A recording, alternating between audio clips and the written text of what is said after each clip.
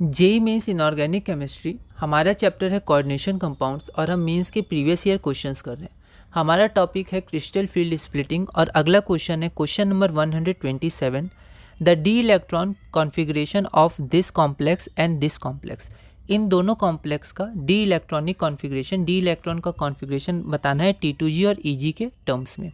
एक बार आप इस क्वेश्चन को ट्राई करिए, फिर हम आंसर करेंगे। तो ये एक ऑप्शन हो गया, एक ये है, एक ये है और एक ये है।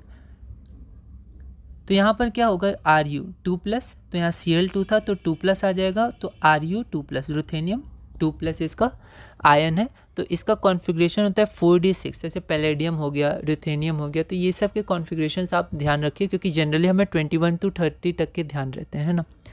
तो 4d6 है, और क्योंकि ये स्ट्रॉन्ग फील्ड लिगेंड है तो पेयरिंग हो जाएगा, तो T2G 6। और यहाँ पर Fe2+ है, अब H2O वीक फील्ड लिगेंड है तो 3d6 में पेयरिंग नहीं होगा, तो आपका ये हो जाएगा। तो T2G 6 0 और T2G 4 और E2, मतलब आपका आंसर हो जाएगा C। अगला क्वेश्चन है question 128, the degenerate orbitals of this. तो क्या होता है, हमारे पास 5 डी ऑर्बिटल्स होते हैं, तो उनमें से कुछ डीजेनरेट होते हैं, ठीक है। जब पेयरिंग होता है, स्प्लिटिंग होता है, तो उसमें से 3 डीजेनरेट होते हैं और 2 डीजेनरेट होते हैं, तो ऐसे 2 सेट बनते हैं, ठीक है। सेम एनर्जी होता है। तो आपको बताना है इस कॉम्प्लेक्स के लिए कौन से ऑर्बिटल्स डीजेनरेट है, मतलब सेम एनर्जी लेवल है उनका। यह क्वेश्चन 2019 में आया था। एक बार आप इसे ट्राई करिए, फिर हम आगे बढ़ते हैं। तो यहाँ पर Cr3+, ये क्या है, 3d3 है, और ये ऑक्टाहेड्रल इनर ऑर्बिटल कॉम्प्लेक्स बनाता है, क्योंकि यहाँ पर 2 खाली हैं, ठीक है। तो स्ट्रॉन्ग फील्ड लिगेंड हो या फिर वीक फील्ड लिगेंड हो, यहाँ पर पेयरिंग नहीं होगा, क्योंकि हमारे पास ये दोनों पहले से खाली हैं, D2sp3 बन जाएगा।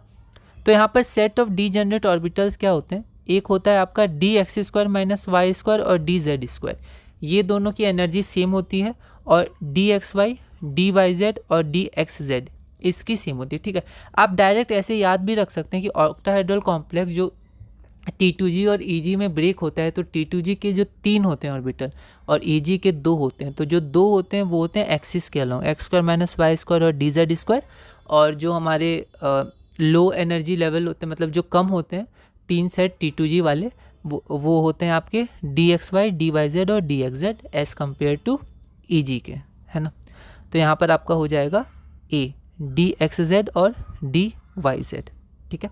तो आप यहाँ डायरेक्ट भी इसको सॉल्व कर सकते थे, ऑक्टाहेड्रल लिखा है तो ऑक्टाहेड्रल से आप आगे बढ़ सकते थे। 129 अगला क्वेश्चन है, complete removal of both the axial ligands along the z axis from an octahedral complex leads to which of the following splitting patterns. इस क्वेश्चन को आप थोड़ा ध्यान से देखिएगा, है ना। 2019 में इसमें बोला गया कि ऑक्टाहेड्रल कॉम्प्लेक्स में जो एक्सियल आपका होता है, both of the axial ligands, जो एक्सियल लिगेंड्स होता है उनको हटा दिया जाता है, तो फिर क्या ऑर्डर होगा आपका 5 डी ऑर्बिटल्स की एनर्जी का। यहाँ आपके पास 4 ऑप्शन है, ठीक है। यह क्वेश्चन 2019 में आया था। एक बार आप इसे ट्राई करिएगा, अगली वीडियो में हम इसे सॉल्व करेंगे।